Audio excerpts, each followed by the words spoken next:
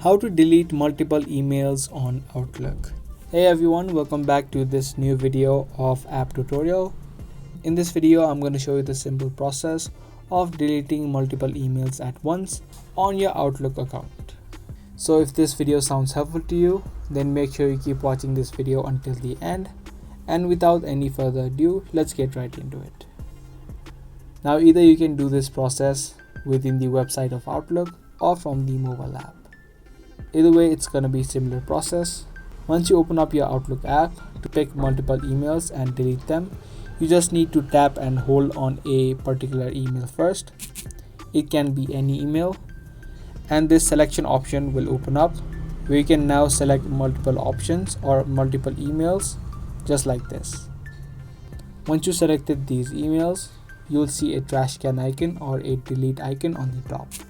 You can just tap on the delete option and the emails will be removed from the inbox section. But however, these mails are still not deleted.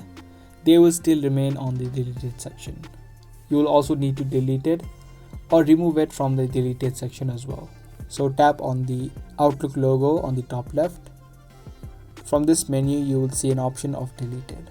Just tap on it and you'll be able to view all of the emails that you just removed from the inbox section. Now to remove it from here as well, you just need to repeat the same process.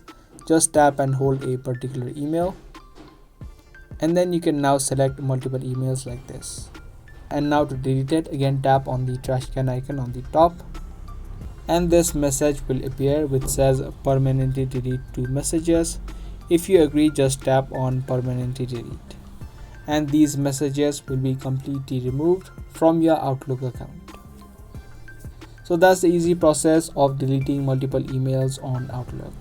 If you guys found this video helpful, be sure to give this video a thumbs up and also subscribe to our channel if you are interested in more daily videos just like this. I'll see you guys in the next video. Until then, keep watching.